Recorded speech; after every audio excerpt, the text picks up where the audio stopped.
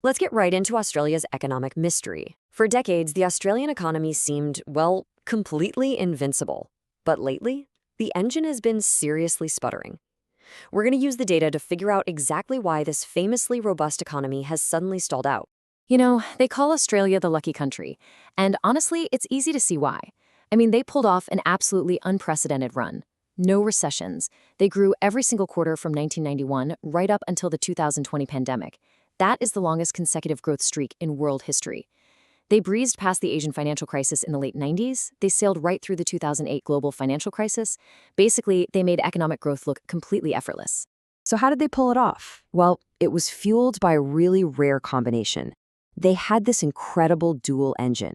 On one hand, you've got vast natural resources. Think massive deposits of iron, coal, and lithium, shipping out to booming Asian economies.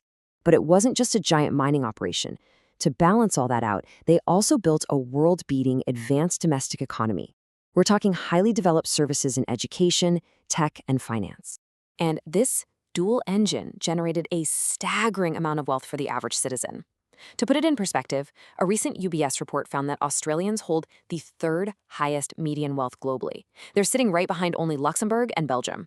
So for a long, long time, the system was just working perfectly. But then we hit the post-pandemic reality check. To crack this mystery, we have to look at the post-pandemic crime scene. According to recent polling by the Lowy Institute, Australians are actually more pessimistic about their economy right now than at any time in the past 20 years. And honestly, you can't blame them. See, if you just look at top-line GDP growth, you get what is essentially an illusion. The headline numbers look okay, but that growth is really just being propped up by massive immigration and folks simply working more hours. The reality? Per capita GDP, which is how much economic value is actually being created per person, has been totally stagnant for the past few years.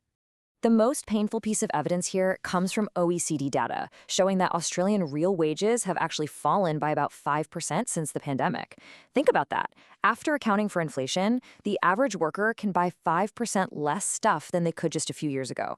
So yeah, no wonder they're feeling a bit gloomy.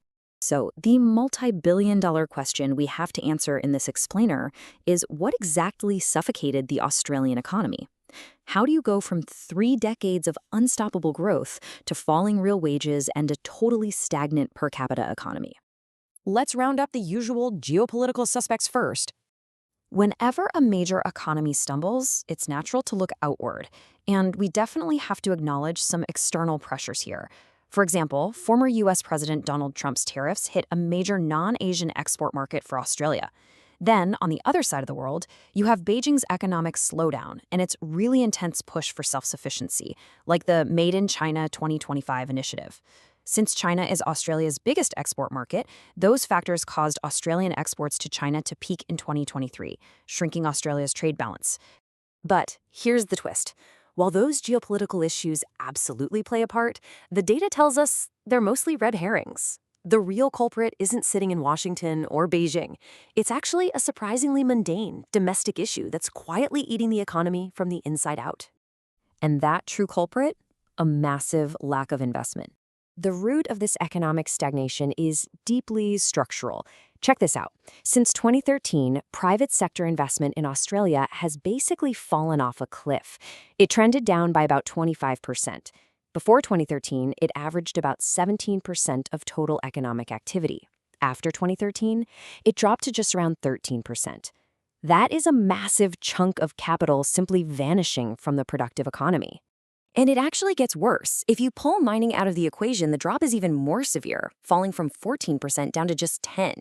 To put that into perspective for you, it gives Australia a larger investment gap than almost any other OECD member. They're trailing only behind Norway and the Netherlands. Basically, Australian firms just stopped investing in their own future. Which leads us to the next logical question in our investigation. Why? Why is the business sector suddenly starved of the money it desperately needs to grow, upgrade, and stay competitive? It comes down to something we can call the property market trap. The answer lies in the deeply boring but incredibly crucial mechanics of the Australian banking system. It works like this. A national banking system only has so much money to lend at any given time, right? It's a finite pool. Well, Australian banks absolutely love the safety of housing collateral, so they heavily allocate their credit to housing mortgages. But by doing that, they mechanically starve businesses of funds. Businesses can't get the loans they need for new software, better machinery, or innovation. And without those tools, productivity inevitably slumps. The timeline here proves this point perfectly. Watch how the dominoes fall. In the late 2000s and early 2010s, the percentage of bank credit going to housing shot up. Almost immediately, around 2013, non-mining business investment fell. And the direct result of that? From 2015 straight through to today, we've seen a decade-long slump in worker productivity. This creates a serious, vicious cycle. Because Australian banks treat property as the ultimate gold standard collateral, even actual businesses start plowing their spare cash into real estate rather than into research or technology. This, of course, supercharges real estate prices even further.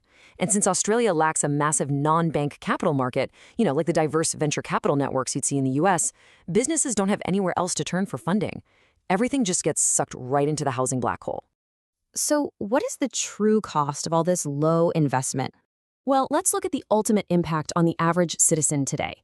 Because workers don't have the modern tools to become more productive, mostly because their companies couldn't get the loans to buy them, output per hour slumps.